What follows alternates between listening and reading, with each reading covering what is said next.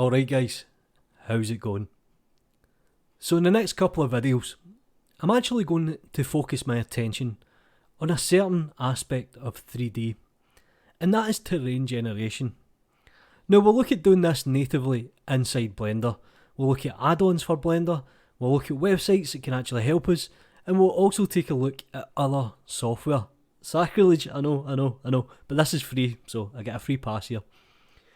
And this is called Aerialod. Now if you've never seen this application, it's actually made by the same developer as Magica Voxel, and I highly recommend you download that as well. It's a great tool. I'll put the link in the description down below, make sure you check it out. So download the build that you need, and let's take a look at the application. Now the great thing about this is, you don't need to be a rocket scientist to actually use it. But one thing that we actually need is a decent height map. Now where can we get a good height map of the world? Now this is a personal recommendation of mine, and it's called OpenTopography. In fact, their mission statement is the mission to map the world. And if you actually go and look through their database, the raw data that they have is phenomenal. You're talking terabytes worth of actual mapping data. Another website is the Department for Environmental, Food and Rural Affairs. Now this is a government website, so the data is pretty accurate as well. And this is one that game developers like to use, and it's terrain.party. And all of these let you download height maps and texture maps. Now OpenTopography, in my opinion, is the best. So let's go somewhere in the world. Now I quite like Italy, I've been to Rome, so I'll focus in on Rome. And what I'll do here is, I'll select a region and I'll just select somewhere that I would like to copy. The next thing I'll do is I'll come down to the bottom, select data output format, I'll make that an image, and you can see that we have a few checkboxes here. Visualization. Make sure you check out generate additional colour relief and coloured hillsides. Now we don't need the KMZ files, but we could also click that. Now this website can take up to a minute to actually get the data. It actually took me 45 seconds, and like I says, the data is huge. But you can see here, I have a height map, and I have a terrain map. Superb. And just to give you an example of the height map, look how detailed this is. Massive. It's 15 megabytes, it's a huge file, and you probably can't get any better height map than this.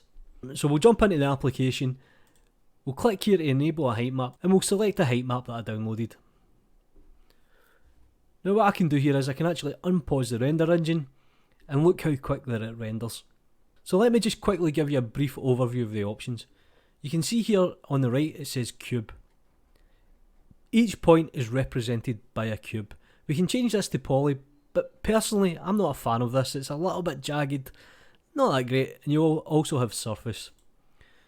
We can control the scale, the offset, the step, and the level of detail. So the level of detail, if you put that up, you actually see it becomes less. So it kind of goes like Minecraft. The offset, that just kind of makes the map a bit larger like this. And the scale is obviously the scale of the height map. But what I'm going to do is we'll leave everything on default. I'll make the scale 1, the offset 0, and we have this excellent map. Now the reason I recommend this application is because of the render engine. So I'm actually going to zoom in. Now navigation, you use the middle mouse button to move left and right, up and down. You can scroll in and out. Use the right mouse button to rotate, and if you actually left click, that will actually focus the camera. So if we take a look in the left hand side, we can actually control the sun. So we can change its angle, we can change its height. We also can increase the area, and we can increase the intensity of light, and we can also change the colour, but we'll just leave that for now. In terms of sky, we have a basic option, we can change the colour. We also have a kind of hue shift, and we can also add in an HDRI image. And that'll give us a little bit more of a kind of unique render. But I like the default. We can also add in fog, but we'll not bother with that. We'll look at some of the other options. And we have a bounce and a diffuse. So generally I put these up a little bit. I'll put that to 10, and I'll put the energy to 9. And that kind of helps in terms of rendering. You also have different options for sampling. And let's look at the final settings. If you enable grid, that pretty much acts like a wireframe. Now you can change the spacing and the width. So let's make it 0.2. And you can see here what it's done. It's essentially added a wireframe on top. And if we zoom right in, we get this effect. Pretty damn cool. And notice how much I can actually zoom in. Now what I'm going to do here is I'm actually going to disable the grid and I'll zoom back out, and we'll take a look at some of the other options. So if you come up to the right here, you can see that we have a camera, and that's pretty much our camera options. So I mentioned if you left click, that'll actually focus the camera. So let me unpause the render engine. And you'll start to see this kind of tilt shift effect come into play. And I can actually put the aperture right up, and it'll make it even more prominent. Now in terms of blade, I believe this is a shutter, not entirely sure. You also have a field of view and a focus. You can play around with some of the exposure and vignetta, but I generally do that in post. We can also add bloom to the render.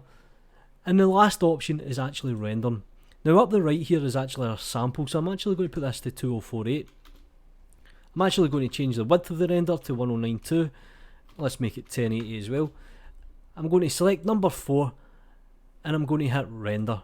It will save the file anywhere that I like, and you'll see that it actually worked through the render. Now while that's rendering, I'll talk about some of the other features. You may have noticed on the right here, it says PLY, so that's point cloud data. This data can actually be exported and taken into Blender, and this is one of the reasons why I recommend it.